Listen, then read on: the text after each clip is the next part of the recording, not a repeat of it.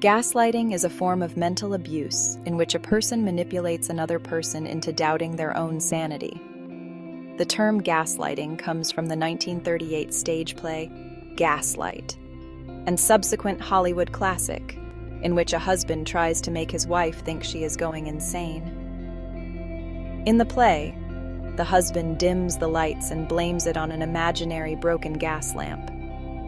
The term has since been used to describe bullying tactics used by powerful people to manipulate others into questioning their reality and accepting wrongdoing. It is a psychological manipulation tactic, so he can show she's losing her sense of reality. Gaslighting can have devastating consequences for mental health. It can foster self-loathing and shatter confidence, cause depression or anxiety or PTSD, and lead to suicide attempts or self-harm behaviors such as cutting oneself. It is a common term nowadays to describe a form of emotional abuse. What is spiritual gaslighting? Spiritual gaslighting is a form of abuse that occurs when a person is manipulated to distrust their own feelings, memories, and perceptions because the abuser will tell them that they're not seeing reality correctly. It's using spiritual concepts to shame others into submission, to question people's spiritual journey, and to pull rank. In a spiritual context, it happens when someone tells you what you think or feel is wrong, without taking into account your perspective or experience. They use spiritual terms or Bible verses to cause you to doubt your reality and shame you. The term spiritual gaslighting has been used in psychotherapy literature to describe what can happen when mutual faith or belief in one's religion is attacked. Spiritual gaslighting often takes the form of an authority figure who insists that they know better about how people should think and behave, and then can pit people against each other by making them believe their viewpoint. Spiritual gaslighting is a form of emotional abuse that is often overlooked in the realm of mental health. It is not only used by narcissists and sociopaths, but also by religious cults, spiritual leaders, and other groups to manipulate vulnerable people. Spiritual gaslighting includes manipulating a person's sense of reality to confuse and control them. The abuser will tell blatant lies and deny facts and events from the past to cause confusion, making it difficult for the victim to know what is real or true anymore. There are many possible reasons why someone may use spiritual gaslighting on someone else, such as self-preservation, power manipulation, jealousy, or simple sadism.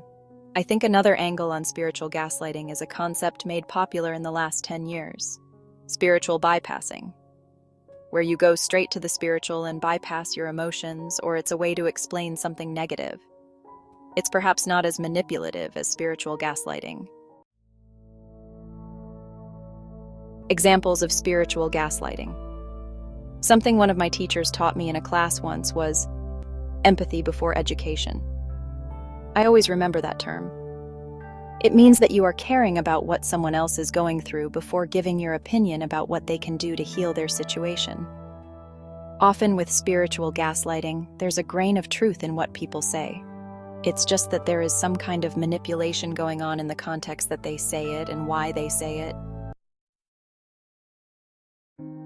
You got an illness because you aren't spiritual enough.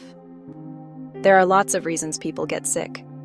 One such example of spiritual gaslighting stems from the 1980s, when Louise Hay's book came out, You Can Heal Your Life, where she gave emotional meanings underlying body ailments. It became quite a catchphrase to say to people, "What have you done to attract this to you?" As if being of a lower vibration or being too negative or not controlling every situation would mean you would end up ill, as if you were to blame for getting sick. Sickness teaches us so many things about life. I mean, let's face it, we don't get out of life alive. We all have to die of something. And something I really believe is that our illnesses are here to heal us. That in healing our illnesses, we learn things along the way.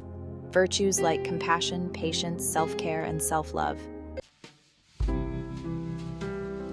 If you have money issues, you haven't done enough clearing or abundance focusing. This is a hard one as a healer, because, on some level, this is true. But as far as healing goes, there will always be something to heal. You can always do more healing. I tell people to trust their intuition, or their gut, about if doing healing on this issue is right for them. And is the time right to work on this? For a lot of religions or spiritual paths, seeing the world as an illusion is another way to invalidate someone's experience that they have in the outside world.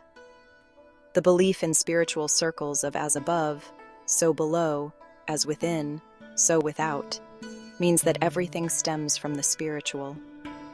So the world is but a reflection of the higher realms, and saying the world is an illusion is just another way to spiritually gaslight people into feeling like what experiences they have in the world aren't what they feel about it. And what is happening for them really doesn't mean what they think. There is a truth in this, but to use this to make someone wrong is spiritual gaslighting. This is a way to explain away anything that happens to you. Generally, that's negative. So if you have an accident, if you get sick, if something bad happens to you, then it's obviously your karma. You must have done something wrong in a past life that you have to pay for this lifetime. The first step to stop spiritual gaslighting is to identify the patterns and instances of gaslighting that you are experiencing. The next step is to decide whether or not these patterns and instances are creating distress for you. If they are creating distress, then it is time for you to start taking action by setting boundaries with the perpetrator, being mindful of your reactions, and communicating your needs. Unless, of course, they are a narcissist or a sociopath, and then you just get the hell away from them. We have all experienced at least one instance of gaslighting in our lives at some point in time. It happens when someone intentionally tries to make another person question their reality by telling them that they are imagining things or being overly sensitive. Spiritual gaslighting is a form of emotional manipulation that is disguised as spiritual guidance. There are 3 ways to overcome spiritual gaslighting. Become aware of your self-talk and self-doubt. Learn to trust yourself and your intuition more than any other person or their advice. And if you seek advice, how does your body react to that advice? Does it feel good, or do you feel shame?